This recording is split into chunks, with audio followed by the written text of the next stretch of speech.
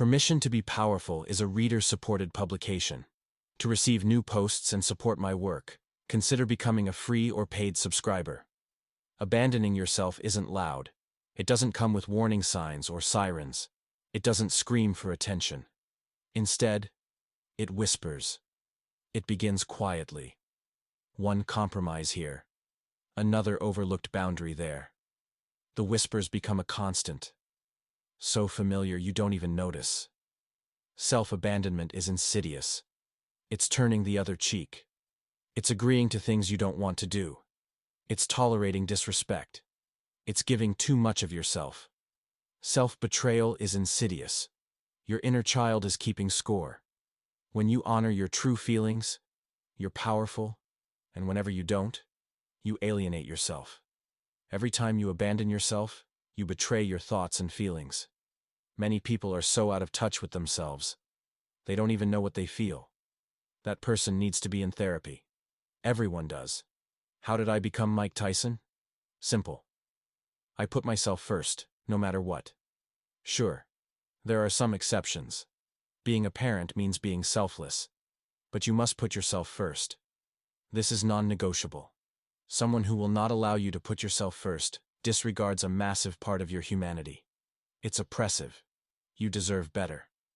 I lived like this for years. I thought I was selfless, loving, accommodating, flexible, and good. But I was disappearing. Abandoning yourself doesn't happen all at once. It's gradual, like erosion. It starts with small moments. Letting someone speak over you. Deciding not to correct them. Laughing off a hurtful comment. Saying yes whenever you mean no. I prioritized someone else endlessly. I'd tell myself it was temporary, just this one time.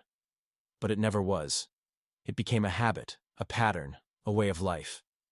I wasn't a person but a reflection of what everyone else wanted me to be. I let others' needs dictate my life. Each time I gave up a piece of myself, I told myself it didn't matter, that it wasn't a big deal. But it was. You don't say no. Even when you want to.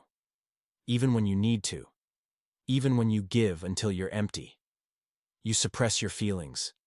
You tell yourself it's not worth bringing up, that you're overreacting, or that it's easier to let it go. You avoid confrontation, because keeping the peace feels safer than risking rejection or disapproval. You neglect yourself. Push aside your desires and goals. Then you feel resentful. Over time, all those compromises start to weigh on you, and resentment builds. Fear is at the root of self-abandonment. Fear of rejection, disapproval, and loneliness. We learn early on that love and acceptance are conditional. Children are taught to be obedient. Those lessons stuck. For me, growing up in a volatile household meant constantly managing my father's moods. I learned to be hyper-vigilant, anticipating his anger and adjusting my behavior to keep the peace. It was survival. But what worked in childhood became my prison in adulthood. I kept quiet when I should have spoken up. I stayed when I should have walked away. The cost of abandoning yourself is steep. It's losing your voice and forgetting what it sounds like. It's looking in the mirror and not recognizing the person staring back at you. It's resentment toward others, but primarily toward yourself. I carried that resentment for years. I resented the people who took advantage of me, but I resented myself even more for letting them. It wasn't until I hit rock bottom, emotionally drained and spiritually bankrupt, that I realized I had to change. How to reclaim yourself. Reclaiming yourself isn't easy. It's uncomfortable. It feels selfish at first, but it's necessary. Step 1. Start saying no. No explanations, no apologies, just no. Step 2. Prioritize your needs. What do you want? What do you need? Make those things a priority. Step 3. Speak up, even when it's uncomfortable, even when your voice shakes. Step 4. Set boundaries and enforce them. Boundaries are about teaching people how to treat you and teaching yourself what you will and won't tolerate. Step 5. Forgive yourself. For all the times you abandoned yourself in the past, you were doing the best you could. The transition from self-abandonment to self-respect feels seismic. It's not just about what you do differently. It's about who you become. I stopped being the chauffeur and started driving my own life.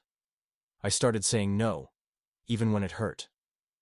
I stopped apologizing for taking up space, and I began to trust myself again. The people who benefited from my self-abandonment didn't like the change.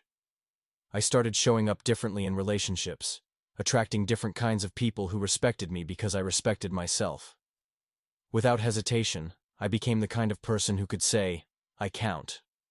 Until next time, Anton Dancer, writer, Buddhist. Permission to be Powerful is a reader-supported publication. To receive new posts and support my work, consider becoming a free or paid subscriber.